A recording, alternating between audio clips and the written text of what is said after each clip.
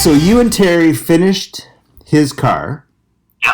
And and in my mind, there's a pile of bug parts sitting left over. And I know you and I talked a little bit during the shoot, and you said, well, there was things about Terry's car that I really liked, and there was things about Terry's car that if I built my own car, I would have changed. And so let's go from there. It was kind of a learning curve because of that, right? We went through some issues building his, and then I was like, well, if ever I were to build one, I'd like to do it this way, or maybe it'd be easier to try it that way, you know? Yeah. But I did kind of start mine while his was in progress as well. Okay. Because we had like 3 or 4 bug bodies that we all bought at the same time, and then tried to, you know, because Terry's was a chopped roof, so we needed more roofs to fix it and stuff, and it wasn't done properly. So to find Beetles with good roofs, whatever we could find, we would buy it right away. Right. And then we were left with the 65, which is the body that I have. Okay. And yeah, but there was a lot of little things that, you know, I was like, yeah, but he just wanted like a driver. He's not a heavy foot. He just wanted a cruiser, right? Yeah. I wanted something that was going to scare me. so, you know. But not something, but also not something that you'd twist in half the first time you hit the gas, right? So that I'm assuming that the custom built frame was what you have to start with good bones, right? Or you're just gonna you're gonna regret it, right? Yeah, exactly. Like for me, I wanted air ride. I've always dreamt of having it. Right. There's a few cars that had Untamed rods that we had built that had air ride, and I found it was cool. But I'd never driven in one, but I was taking a risk trying to build it that way. But mostly I wanted that look that you can pancake it right on the ground, right, and have that look.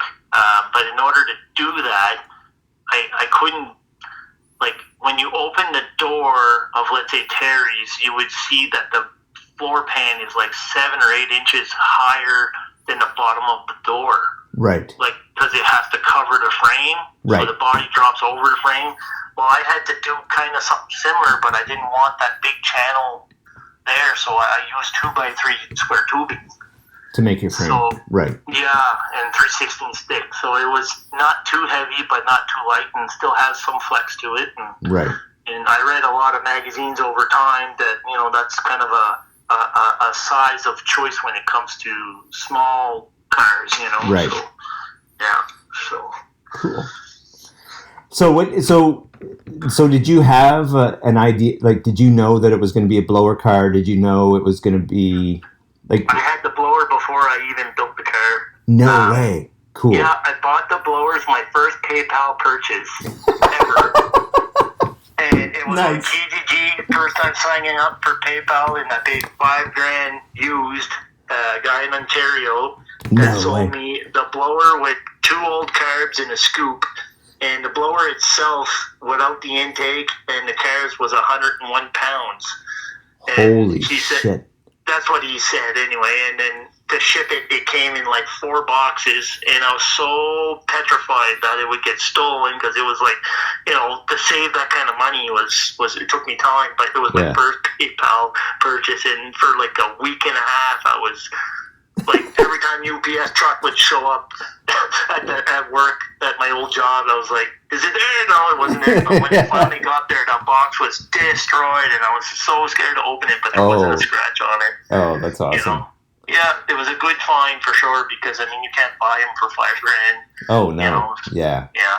Well, and they're getting rarer and rarer because they're becoming different, right? Like, everybody's going to Pro Chargers and stuff like that. Pro Chargers, turbos, and LS, right? So, yeah, and those flat, like those LT, the ones that they're putting on the new Vets and the new Camaros are... the new style supercharged. Yeah.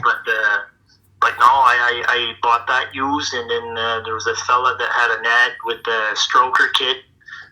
His brother had passed away. He was cleaning out his parts, and what I would do if somebody had small block Chev parts, I'd go and try to buy them all. That's kind of what I did for a while, and then I would just take what I want and flip the rest. And cool. I had to do that because in order to fund it, because I mean, I wasn't making enough money to kind of take money from my checkings that I worked for to pay for the bug. So like pretty much every dollar that went in that car came from proceeds of flipping other cars, parts. Yeah. That's a cool story though, man. Like that's how my old man would have built cars, right? When I was a kid. So I think it's fun that I think it's fun that you did it that way, and you didn't just finance it with a Visa card and then my wife would have left me. So I know she knew that Mark just bought an S10. He's always putting a V8 in it in order to the proceeds of that is gonna go towards the bug. And she always knew I had something up and always a crazy plan. And I drive it for 2-3 weeks, put it for sale, and then whatever, dump it the rest in the bug, right? So right on. That's kind of how I did stuff. So one of the pictures you sent me, I think the front hood has been ground down to clean bare metal. And I know that you and I had the discussion. You said you were going to grind down all the welds, and I think at one point you were thinking of painting it, right? I was painting it. It was a Hyundai Sonata. It's like a gold color. I forget the name. I wanted to do like a metallic, heavy flake gold color, like a 70s, 60s color. Yeah. The old school drag car type look. Oh, right. Yeah. Yeah, and that's the kind of look that I wanted with cheater slicks, but street legal. But I wanted something like that. But then when I have a picture of it that I actually sprayed the passenger side front wheel well and half of the hood with an actual can mixed to the exact color of that car, the 2021 Sonata. Right. And then I saw it. It looked great, but then I was like, nah. I can't.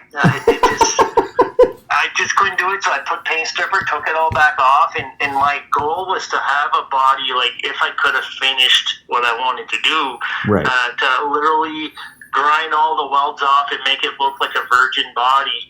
Right. But then after the Nationals, I was getting so much feedback that I love that you see the welds, I love that you see the dead gear and this, and came to realize how much people actually do like rat rods and patina and old stuff like that.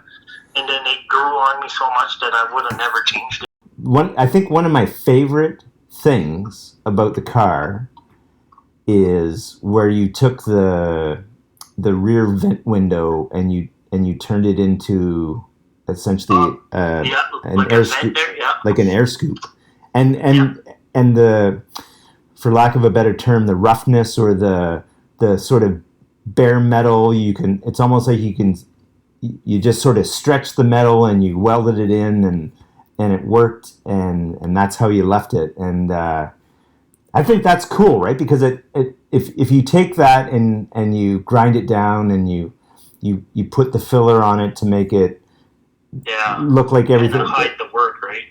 And then people don't appreciate it, right? They're like, oh, well, look, there's a hole in the side of the car. I wonder what that does, right? But in that bare metal state, it's like that looks functional, right? It doesn't look pretty. It looks functional, and I think that's what. And I told you this before, and that so I knew about Terry's car. So I didn't know about your car, and Joe Savoy, the guy that runs Radical Speed Sport. So we went out for a drive on, I guess, whatever it was, Friday night. Yeah, before Saturday. And we stopped in front of, it's no longer Starbucks, but where the Starbucks was on Main Street. We stopped at that set of lights. No, we didn't stop. It was not a set of lights. It was we stopped because somebody was crossing the crosswalk there.